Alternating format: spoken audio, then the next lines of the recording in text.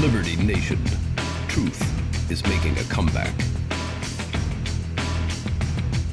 Welcome back to Liberty Nation TV. This is Scott Cosenza, and I'm joined today by Laura Volkovic. And Laura Laura is a correspondent for Liberty Nation and has written about the recent goings on in France. And the article title is Macron faces Macron faces wrath of the people as Paris burns. And there's a component piece with some staggering and stunning video and still photos on LibertyNation.com to see just what's going on in Paris. So why don't you give us a thumbnail sketch of what the latest is, and why are the French so upset about these new taxes they seem to be on about?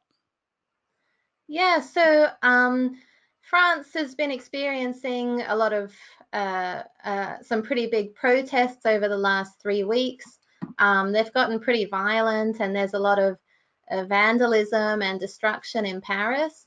So the whole thing sprung from some new taxes that are being imposed for fuels for cars. So they're already paying around the equivalent of $5.30 a gallon of diesel, over half of which is already taxed. And after the new taxes, they'll have to spend around $5.70 a gallon. And those are US dollar equivalent prices you're providing. Yes, yeah, these are US equivalents. So obviously they use euros and liters, but it's around kind of an estimated equivalent to the US. Okay. Gasoline is also going up. It's already more expensive, but after the tax, it'll be around over $7 per gallon now. So it will go up to about $7.25. That is fantastic for the American audience. So for the international folks who may not be aware, I think diesel's around $2.75 and gas is around $3.25, depending on, it's state to state with our taxes here. But those are roundabout prices I checked on earlier. Yeah, well, a lot of countries are putting carbon taxes on their fuels, which is what this new tax is.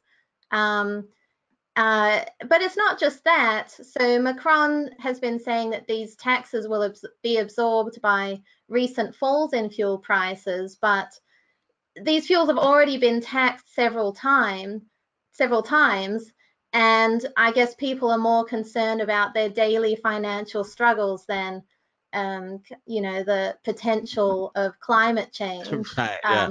Imagine in the that future. they're actually worried about feeding themselves and their families rather than some so pie this in the is sky. Sorry? I was just saying, rather than some pie in the sky future prediction on what may be some result of a potential theory on global temperatures, which I think is far from proven at this point. Well, let me ask you this: who are the protesters? Are they truck drivers and people who use buy fuel regularly for work, or is it your average sort of Jean-Philippe Q public, or what are we talking about here? Yeah, I think a lot of it is, it started with just members of the public. I mean, the first clue about their identity is their outfits. They're called the yellow vests because they're wearing these yellow safety vests that are required in all cars. So all drivers have to keep such a vest in their car in case of an accident. So all drivers in France have to have one of those in their vehicles, really? Yeah, apparently that's the rule. Okay. So I guess these are motorists who are the most affected. Also, it seems to be people in the middle class and in regional areas. So like while Paris, where the government is, there's a lot of public transport available. But in rural areas or smaller towns around the country, people have to rely on their cars to get around. And there seems to be a feeling that this is being forgotten. They're kind of being neglected. Sure, let them eat cake, right? Sorry? I said let them eat cake, right? Yeah, pretty much. It seems like it's just a few people in the urban areas kind of get all the attention. And that seems to be the case in quite a few countries. I'm in the UK now, and it's very similar, where London gets all the attention and the rest of the country is kind of ignored. Let's talk about how the protests are going. They seem particularly violent, and the reaction to them also seems particularly violent. Now, if it bleeds, it leads. So I'm sure the most violent behavior on both sides is getting the most fantastic attention from Twitter and other media sort of pushed out. But is your sense of it that this is a particularly violent protest and/or reaction, or is this typical of what we might see in France for other protests? Yeah, I mean, it's true that France has kind of a reputation for rioting, but this does seem surprising to a lot of people. It does seem particularly vicious. I'd say that you're right that it's a minority of kind of extreme political groups that are becoming more prevalent in a lot of countries. So the US has groups like Antifa. The same kind of things are going on in France and across Europe. Can you tell us, are the protesters, do they fall along or are gathered into a one political ideology? Are they leftists? Are they right wingers? Are they any one particular? No, that's the thing. It seems to be kind of across the board. The left-wing kind of groups are condemning Macron, and so are the right-wing groups. But I really think the most of the protesters are kind of non-affiliated people on the middle classes who their main concern is their day-to-day life. The previously silent majority, perhaps. Yeah, but I think a lot of the violence is maybe coming from these groups that are just looking to commit violence. It's a nice excuse.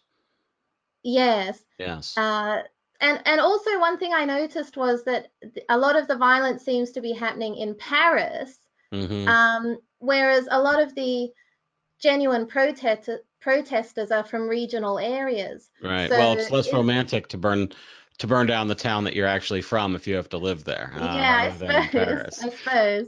Laura, from the piece as written, it seems like most of the impetus for this increase, the significant increase in fuel taxes, comes from Macron himself rather than more of a party or any other kind of interest group in France. Is that accurate? Well, to some degree, it has come from him personally, but his government is behind the policy, so they are backing him up on it. Okay, and has he posed significant increases in other taxes that you know of? Mostly to do with energy and fuel and utilities such as electricity. In other areas, he's cut taxes, particularly for the financial industry. That's so great. It's really so for the rich folks, for the rich folks, they get tax breaks, and for the folks that are struggling to heat their homes and drive their themselves to work, they take it on the chin. All right. Well, let me ask you this going forward. I'm sorry. Go ahead. Oh, sorry. Yeah, it is these kind of day-to-day fuel, electricity, kind of carbon tax related areas that people are starting to get a bit fed up with it.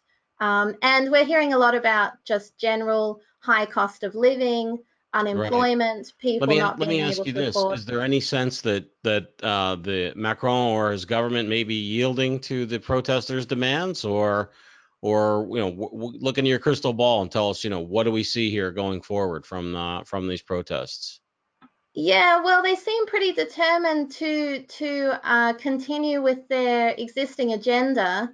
They may see it as their only means of survival is to kind of compromise, but that's really the only reason they would compromise if their existence were in doubt. Otherwise, they seem pretty set on the one path. There we have it. Laura Volkovic, thank you very much. For LibertyNation.com, this is Scott Cosenza. Please like, comment, and subscribe. That's all for now.